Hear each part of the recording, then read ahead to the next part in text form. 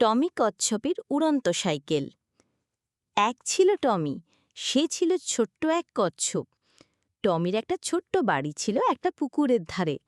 টমি খুব ধীর গতিতে চলত, যা সব কচ্ছপই চলে। কিন্তু টমির মনে একটা বড় স্বপ্ন ছিল, সে উড়তে চাইত। একদিন টমি একটা পুরনো ম্যাগাজিন দেখছিল। সেখানে একটা মজার ছবি ছিল, একটা সাইকেল আকাশে উড়ছে। টমির চোখ দুটো বড় বড় হয়ে গেল। আমিও উড়ন্ত সাইকেল বানাবো, টমি মনে মনে ভাবল। টমি তার বন্ধু বুদ্ধিমান প্যাঁচা প্রফেসর প্যাঁচার কাছে গেল। প্রফেসর প্যাঁচা সব কিছু জানত। টমি বলল, প্রফেসর প্যাঁচা, আমি একটা উড়ন্ত সাইকেল বানাতে চাই, কি লাগবে আমার? প্রফেসর প্যাঁচা তার চশমাজার নাক থেকে একটু নিচে নামিয়ে বললেন, উড়ন্ত সাইকেল, তোমার লাগবেই দুটো পাখি পালক, একটা হালকা কাঠ আর এক বোতল ম্যাজিক আঠা। টমি খুশিতে নাচতে নাচতে বেরিয়ে পড়ল। সে অনেক খুঁজে দুটো বড় পালক জোগাড় করলো একটা ঈগলের বাসা থেকে।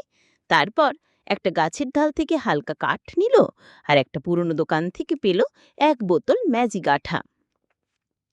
টমি তার ছোট্ট বাড়িতে ফিরে এসে সাইকেল বানানো শুরু করল। সে কাঠ দিয়ে সাইকেলের কাঠামো তৈরি করল, পালক দুটোকে ডানা বানিয়ে ম্যাজিক আঠা দিয়ে সেঁটে দিল। দেখতে দারুণ লাগছিল।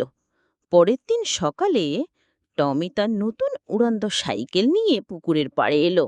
তার সব বন্ধু ব্যাঙ, হাঁস আর শিয়াল তাকে দেখতে এসেছিল। টমি সাইকেলে বসল, তারপর প্যাডেল করা শুরু করলো।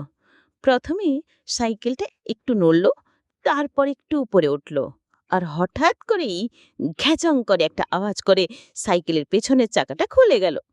টমি ধাবাস করে পুকুরে পড়ল। সবাই হাসতে শুরু করলো। টমিও নিজে হেসে ফেলল।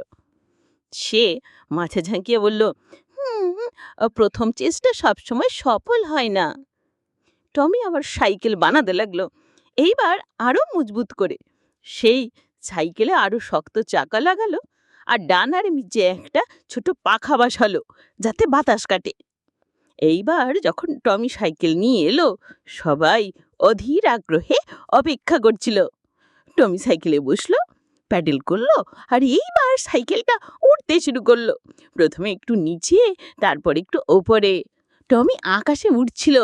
টমি খুশিতে চিৎকার করে উঠল, আমি উড়ছি, আমি উড়ছি।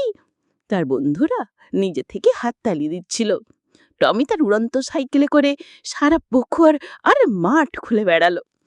টমি শিখলেছিল যে যদি তুমি কোনো স্বপ্ন দেখো আর তা পূরণ করার জন্য চেষ্টা করো, তবে মাঝে মাঝে হোঁচট খেলেও লেগে থাকলে একদিনে ঠিকই সফল হবে।